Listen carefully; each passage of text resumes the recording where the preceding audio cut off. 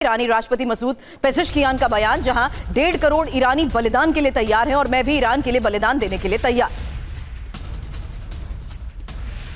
तो ईरान की भी पूरी तैयारी है और अब ईरान ने यह मैसेज दे दिया है। हालांकि ईरानी राष्ट्रपति मसूद पेज़ेश्कियान ने जो बयान दिया उसे जरा समझिए कि कैसे अब लोग एकजुट हो चुके हैं और अब ईरानी लोग बलिदान के लिए तैयार हैं। और यह भी कहा कि मैं भी ईरान के लिए बलिदान देने के लिए तैयार हूं। अब एक और बड़ी खबर, जहां ईरान में महिलाओं की परेड की तस्वीरें भी सामने आई और सड़क पर उतरी सैकड़ों महिलाएं।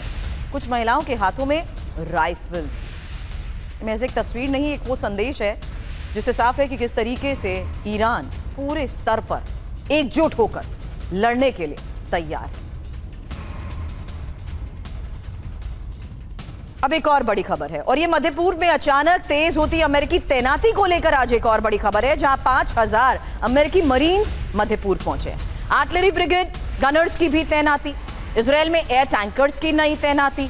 फिलहाल इसको लेकर क्या ऐलान हुआ है और ये तैनाती है क्या, क्योंकि मध्य पूर्व में अमेरिका ने पिछले एक हफ्ते में तैनाती को बढ़ा दिया है। जल्द एक इंफॉर्मेशन आपको देते हैं डोनाल्ड ट्रंप के उस ऐलान के साथ, जहां ईरान को दहलाने के प्लान को लेकर इंफॉर्मेशन जरूरी है। और ये जो इंफॉर्मेशन है ये ईरान के आसपास हुई तैनाती को लेकर इंफॉर्मेशन है, जहां 142वीं फील्ड आर्टिलरी ब्रिगेड है, 3 रेजिमेंट के 3000 से 4000 गनर है और LHA-7 हेलीकॉप्टर स्क्वाड्रन, साथ ही 5000 अमेरिकन मरीन्स। इसके अलावा मध्य पूर्व में पहले से जो तैनाती है उसमें 82वीं एयरबोर्न बटालियन, 10वीं माउंटेन डिवीजन और साथ ही 11वीं MEU, USS Abraham Lincoln, USS George Bush, USS boxer, USS Tripoli.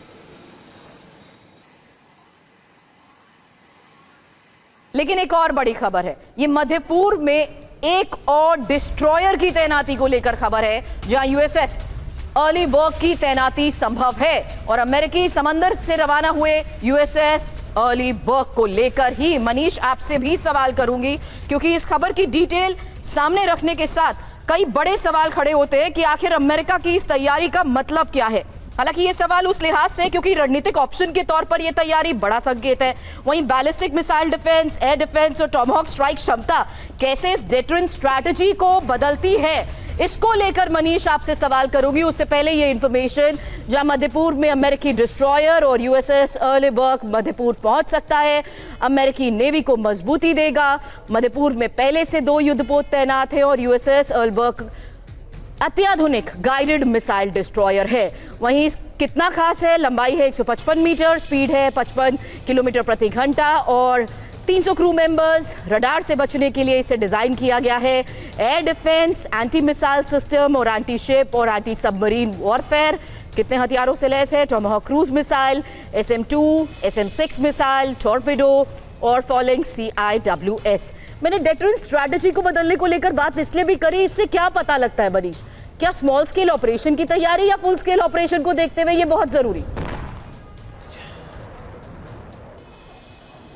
देखिए, सबसे बड़ी बात है कि ऑपरेशन पायलट के सफलता के बाद ट्रंप और उनकी सेना के हौसले बुलंद हैं। उनको ये लगता है कि ईरान के भीतर घुसकर ग्राउंड ऑपरेशन किया जा सकता है और IRGC अपने जो बड़े बड़े दावे कर रही थी, बड़े बड़े माहौल बना रही थी, लेकिन असलियत में जब 100 के करीब कमांडो अमेरिकी पहुंचे और 1000 से ज़्यादा IRGC के फोर्स के लोग वहां पर थे, तब भी वो उन कमांडो को पायलट को निकालने से नहीं रोक पाए। तो मिलिट्री वाइज ये एक उनके लिए एक टेस्ट केस था और जिसकी हम और आप पहले भी चर्चा कर रहे थे कि अब और अधिक आपको ग्राउंड ऑपरेशन दिखेंगे और आप देखिए कि 48 घंटे में वही डेवलपमेंट होता हुआ जा रहा है। अब यहाँ पर सवाल आ रहा है कि ये डिस्ट्रॉयर और दूसरी वॉरशिप क्यों भेजी जा रही है, ताकि जब ग्राउंड ऑपरेशन होंगे तो उस वक्त उनको कवर किया जा सके, उस वक्त उनको बैकअप सपोर्ट दिया जा सके।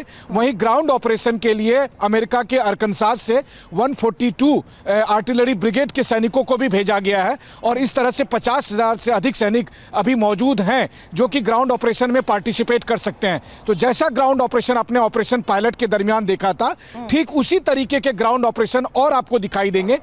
लिमिटेड स्केल पर अभी, और फिर धीरे धीरे फुल स्केल पर, फिर चाहे वो खर्ग आइलैंड में हो, फिर चाहे वो हॉर्मुज को खुलवाने को लेकर हो, या फिर न्यूक्लियर मटेरियल को अपने कब्जे में लेने को लेकर हो। इस तरह के कई ग्राउंड ऑपरेशन अभी आपको अमेरिकी सेना के दिखाई देंगे, क्योंकि उनका एक ऑपरेशन अभी ग्राउंड पर सफल हो चुका है। हुई एयर स्ट्राइक को लेकर ही मनीष अगली बड़ी खबर है, और डिटेल दिखाते हैं कि किस तरीके से एयर स्ट्राइक्स तेहरान में हो रही हैं और हवाई अड्डों को टारगेट किया गया है।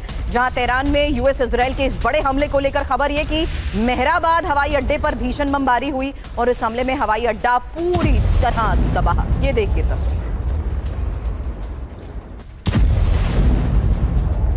अब सऊदी अरब के जुबैल में ईरान का भीषण वार। ईरान के मिसाइल अटैक से शहर दहल गया। इस हमले में बुरी तरह प्रभावित हुई इंडस्ट्रियल सिटी। मारेगा इधर, बड़े मारे, अरे ड्रोन मारा इधर। इरबिल की एक और तस्वीर, क्योंकि इराक के इरबिल से रोजाना तस्वीरें सामने आती हैं। दावा किया जाता है यूएस बेस पर अटैक को लेकर। ईरानी हमलों से कैसे अमेरिकी बेस दहल गया, ये एक और तस्वीर। कई धमाकों के बाद यूएस बेस में तबाही का दावा। अब इस्फहान में विध्वंसक बमबारी। ईरान का इस्फहान, नजफाबाद के पहाड़ों पर बारूदी प्रहार। यूएस इजराइल हमले में भयंकर तबाही। इस्फहान में ही ईरान की मिसाइल सिटी है, ईरान का तीसरा सबसे बड़ा शहर, जहां एक बार फिर इस हमले से मिसाइल सिटी को टारगेट किया गया। अब ईरान के मशहद शहर पर हमले की तस्वीर देखिए। गैस स्टेशन को टारगेट किया गया। इस हमले के बाद शहर में भीषण तबाही। इंडस्ट्रियल सेक्टर हो या गैस स्टेशन, हर तरफ बड़े स्तर पर हमलों को अंजाम दिया जा रहा है।